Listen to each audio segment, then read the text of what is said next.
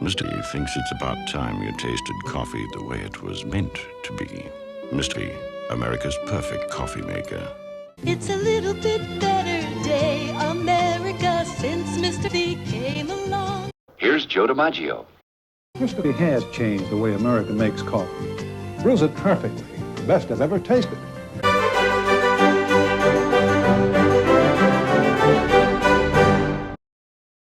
Hello and welcome back to This Land Has Mystery, the only YouTube channel that has not yet interviewed Dr. Anthony Fauci. Today I'm going to show you how I make coffee on the road. I think it's possible for anybody living anywhere to make great quality coffee. And today I'll show you two of my methods. First, I'm going to show you the moka pot system that I use. And then when it warms up, we'll go outside and I'll show you how I use my Chemex. So let me first tell you about the equipment that I use. This is called a moka pot, not mocha like the city in Yemen or the drink that you get at Starbucks, mocha, M-O-K-A. This is a Bialetti. Gorlami. Margarete. Bialetti is the name of the inventor. It's a percolator system. I think it's the most common way to make coffee in the entire world. I have had coffee made out of this in so many countries. There are several iterations of this moka pot. You don't have to get a Bialetti, you can get a different brand. In essence, it works the same. So it's a three-part system. So the water goes in the bottom here, and you fill it up to the steam valve. This is the filter basket for the grounds, and that just sits in here. The top portion is where the espresso comes out, and that just screws in like so. I have known people who have used the same moka pot for decades. The only thing that you have to do is change the gasket. There's a rubber gasket in here, and you have to change that periodically. I always carry a spare with me. That's really the only thing you need to replace on this entire thing. As long as you don't damage it, it'll last longer than you will. So the coffee I use is Cafe Bustelo. It's Cuban espresso. Wherever you shop, you'll find this. Oh God, that's the one I pee in. Preparation, mystery. Okay. Yeah, this is the real one. There are a lot of brands, a lot of really good quality brands. You just have to find the one that works for you, and this is the one that works for me. Just got my camp stove, backpacker stove here, nothing to it. And then I have sugar and my mug. Now, a lot of Americans kind of shun the mocha system. I'm not really sure why. I think there are a few reasons. One is that it's associated with cheapness. I guess that's partially true. These are pretty cheap relative to other coffee making systems. I think a lot of Americans just don't prepare it right. Cool. This coffee smells like shit. It is shit, Austin. So the first thing you always want to do is start with hot water. So you fill it up right to the steam valve there. I didn't mean to flick you off, I was just pointing. So I heat it up just by putting it directly on my camp stove. I don't want to put it on too high because I'm in an enclosed space, but it's not very hot up there. So, and I'm just going to let that heat up on its own, just like that. Okay, so now that it's been a couple minutes, this is hot, so I'm going to turn off my camp stove, and this is going to be hot as well. So you just need to use your sleeve or use a towel or something to hold on to it. So then you put in your filter basket and you open up the can that you do not urinate in, and you get your grounds. Now, one important thing is to not tamp it down. This is not like one of those espresso machines. And I usually fill it up just to the top and kind of even it out, but don't tamp it down. And if you get any on the threads here, just make sure to clean those up just so that it doesn't leak. All right, and then you just screw in the top portion. I usually screw it in pretty tight, not gorilla hands or anything, but tight enough so that water doesn't come spurting out. Okay, then another important thing, put on medium-low heat. You don't want the coffee to burn. That's the whole reason you want to start with hot water. The longer that the moka pot sits on the burner or on the open flame, the longer the heat is exposed to the coffee grounds, and that's not good for the coffee. It gives you that bitter and burnt taste. So I will put that on there, and we will wait. I really enjoy the Cuban version of this coffee. I was in Cuba a few years ago, and long story short, I didn't take enough cash with me. American ATM cards don't work there, and I was stranded. So I was rescued by a couple Canadians on their sailboat, and we sailed to Mexico. So that was, that was kind of fun. So anyway, as I'm waiting here, I get my sugar measured out, usually just about a teaspoon of sugar. And I try to put it in like a bigger glass container just so it's easier to mix. Traditional Cuban coffee has a thick foam layer, and I don't strive for that, but I like to have a little foam, and it's easier when you mix the sugar together before you pour it into the espresso mug. So here's the first little bit. Turn the heat down a little just so it doesn't start sputtering.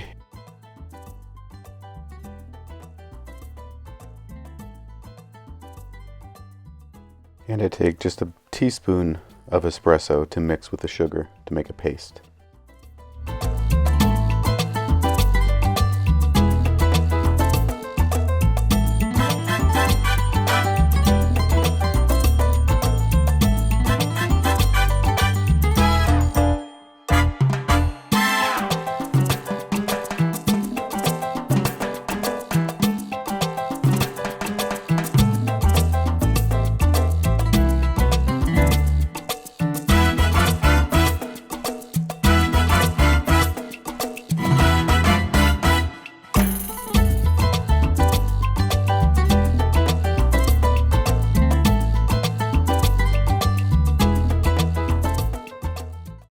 Okay, and there you have it. How to make good quality coffee out of a mocha pot. It doesn't take much. You can get these for $5 or $10. This one, the Bialetti brand, is a little more expensive, but it'll last you forever, and it's a one-time cost, except for the gaskets.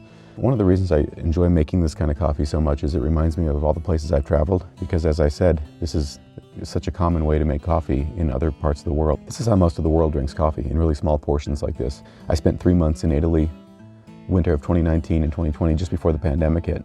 And I would just walk into somebody's house. I mean, I'd be invited, obviously. I didn't just like walk in. Here's Johnny! You go into somebody's house and they offer you coffee, it's going to come in one of these. You can also add this to a regular coffee, like a mug of coffee, and that's called a red eye. If you really want to give yourself the jitters. Now we're going to go out back and I will show you how I make coffee out of my Chemex.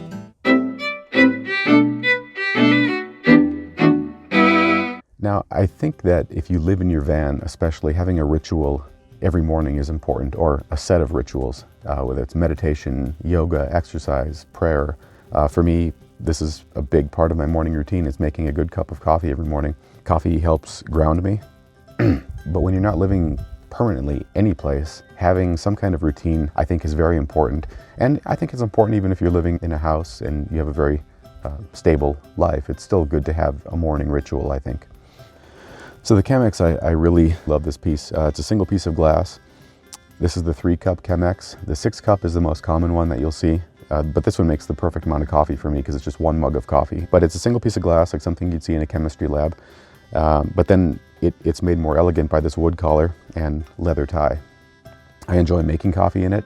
The taste of the coffee is the best I've ever tasted. Best I've ever tasted. But also, I just like how it looks. I like when the coffee's brewing and looking at it in a glass. I drink it in a Le Creuset mug. Le Creuset is a maker of fine kitchenware, Dutch ovens and frying pans and saucepans and different things that you'll find around the kitchen. I like how it feels in my hand. My hands aren't very big, but I have long bony fingers, so they just kind of wrap around it really nicely.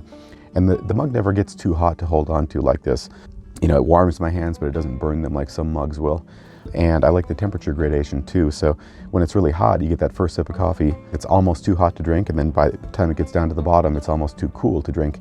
It retains heat very well, but it doesn't keep it too hot and doesn't cool down too fast. It's just like the perfect level of temperature the entire way through the cup of coffee. This is how I grind my coffee. This is just a mechanical grinder, so the beans go in the top and they grind right here and they come out in the glass in the bottom. I would recommend any kind of burr mill grinder, whether it's manual or electric. I don't recommend the ones with the blade. Whoop-de-doo! What does it all mean, Basil? They don't grind evenly. Those are good for spices, but not for coffee. So if you have access to a burr mill grinder, that's ideal. This is the filter that I use. It's a reusable filter. It's a hemp filter made in Canada.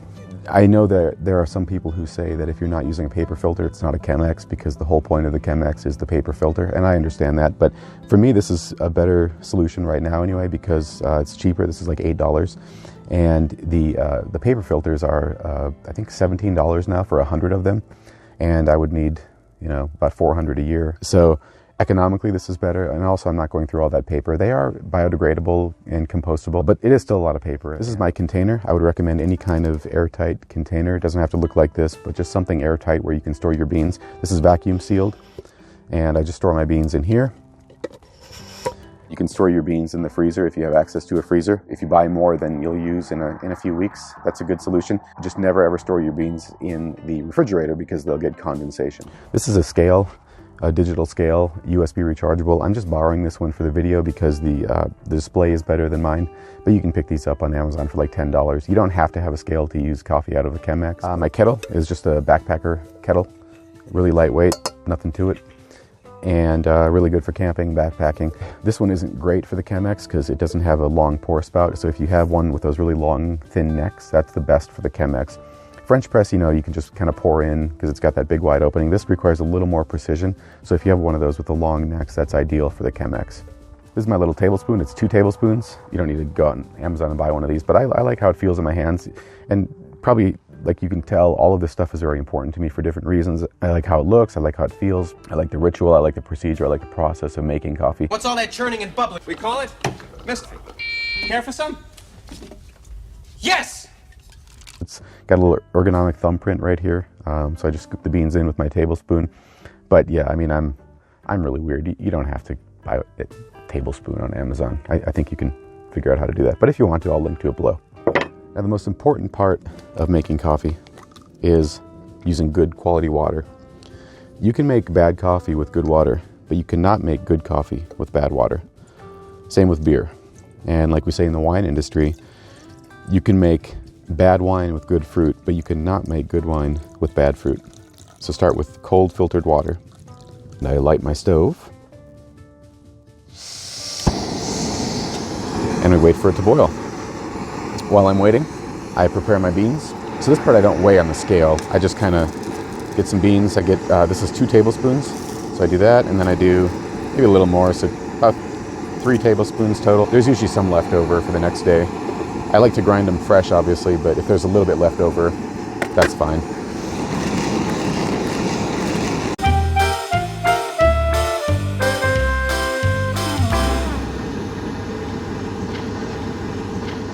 Okay, so I've got my water boiling. I've got my coffee ground in here. So I just remove this. You want a medium coarse grind for the Chemex. If you do it too coarse, the coffee's gonna pour down too fast and you won't get that good extraction. If you do it too fine, the water's not going to make it down. It's going to get clogged up, and you have to sort of like force feed it down. So I've got my Chemex ready, and I've got my reusable filter. So I just kind of put that down in there. Okay, so the water is boiling, so I'll turn off my camp stove. It's really quiet and peaceful now. Okay, so whether you're using a Chemex or a French press or whatever method you're using to make coffee, never, ever, ever put boiling water directly on coffee grounds. The ideal extraction temperature for coffee is about 195 to 200 degrees Fahrenheit, so probably maybe 95 Celsius, somewhere around there. I'll verify to make sure that my conversion is correct for you Celsius users. So while we're waiting for this to cool, you want to wet the filter, whether it's a reusable filter or a paper filter. Just run it around like that. Primes the Chemex too, so I just swirl it around like that. Warms everything up. And I do the same for my mug. It makes everything nice and toasty. Just make sure that you empty your mug before you pour coffee in it. Okay, so now that I have my Chemex filter primed and ready, I put it on the scale. I know about how much coffee I want to use, but you'll have to find out for yourself how much you want to use. So this is 2 tablespoons. I put that in, and then I always do a little bit more. So I've got my roughly 3 tablespoons of coffee grounds in the Chemex. My scale is tared to 0. So the first thing you want to do is the bloom.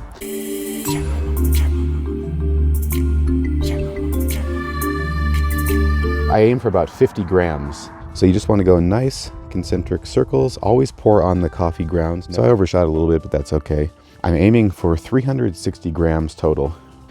Okay, so the bloom is about done.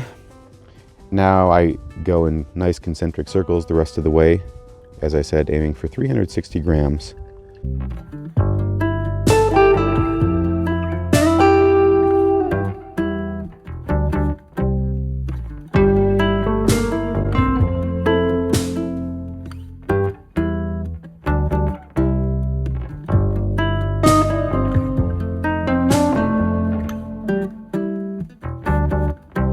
It's just right up to the nipple, just where I like it.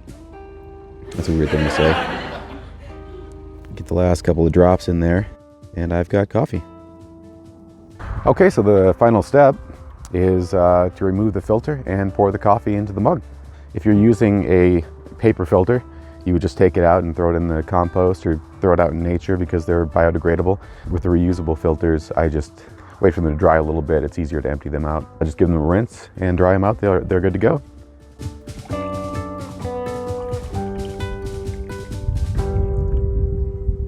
Well, thank you so much for watching this video. I hope you got something out of it. And if you like the video, swipe right. I'll see you in the world. You make coffee better than coffee was, and it's only because Mr. B came along. There's only one Mr. B.